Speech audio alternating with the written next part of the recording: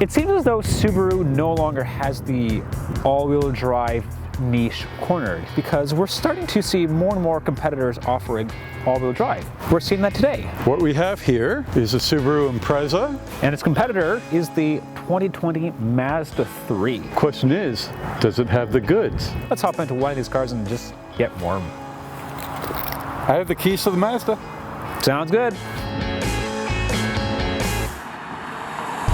Here we find ourselves in a 2020 Mazda 3 all-wheel drive.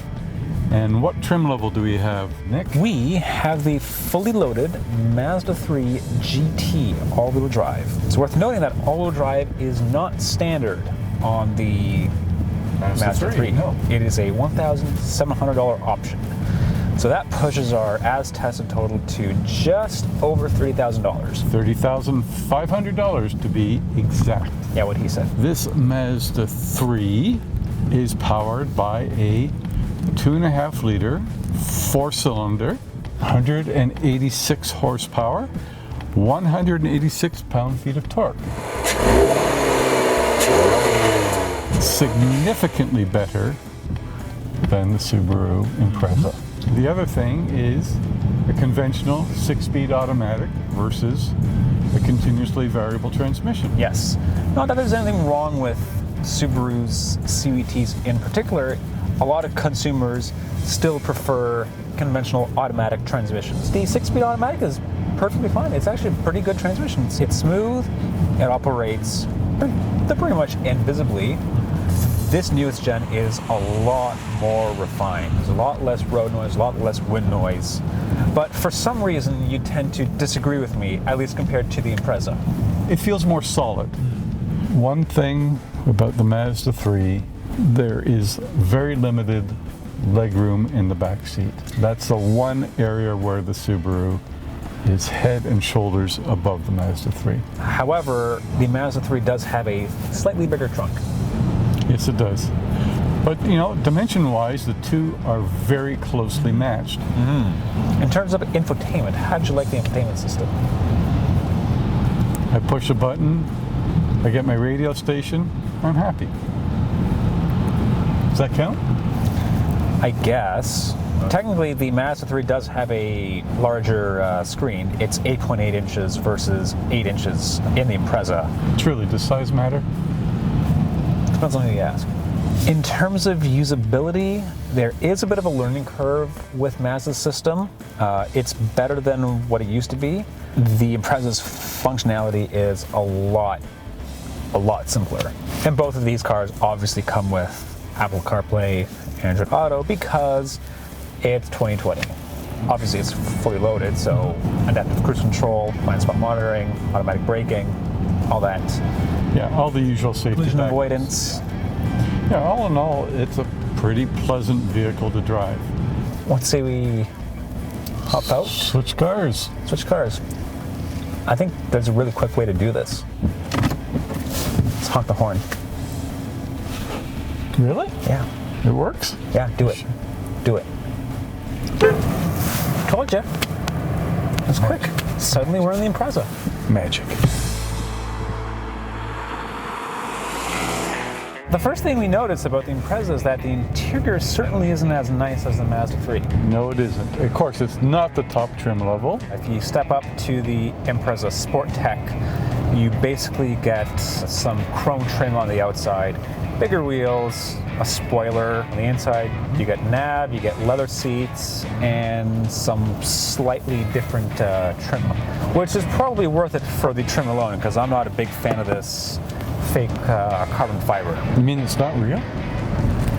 Oh, well, I'm disappointed. Oh, wow, yeah.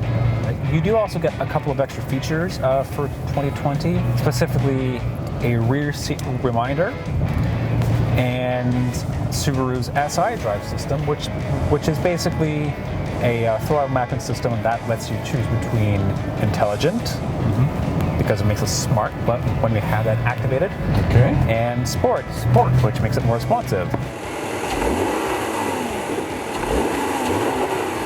The 2.0 liter boxer 4-cylinder is the only engine you can get with the Impreza. Right. You normally aspirate. And made it to a continuously variable transmission. Well, you could get a stick. I hear that's not so good. Apparently not. However, the Mazda 3 does not let you get the stick shift with all-wheel drive. So if you want something with 4-wheel traction and a stick, Impreza's a good pick for that. Standard features pretty much. You got your heated seats, you got your power driver's seat, 8-inch touch screen, and there's a lot of information on the various screens. You've got the main touch screen here. You have information up here. I do think that second screen at the top of the dash, that's a bit redundant. The Mazda 3's interior, it's a lot simpler. It helps you better focus on the road ahead. The Impreza comes standard now with eyesight, which is a suite of safety backups, the usual ones.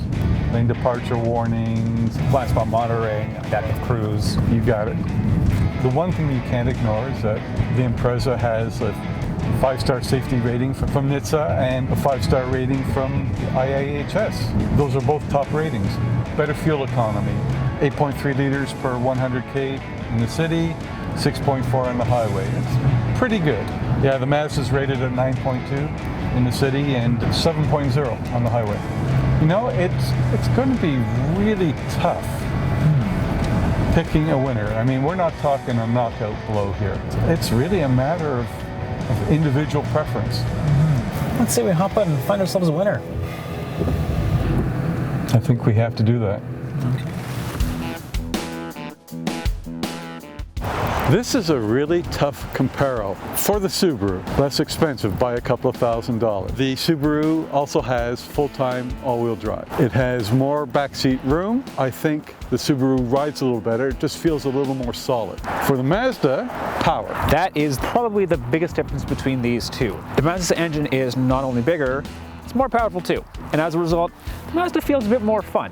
Mazda also has a better interior. Oh, by a long shot. Yeah. If anything, the new Mazda 3 proves that Subaru can't really rely just on its all-wheel drive. I think the winner of this comparo is the Mazda 3 all-wheel drive.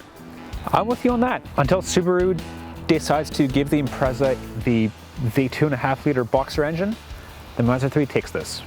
For Driving.ca, I'm Nick Trajanis. For Driving.ca, I'm Brian Harper. And before we go, don't forget to subscribe and tell us what we should compare next. Oh, and you should probably follow us on social media too. Links are down below.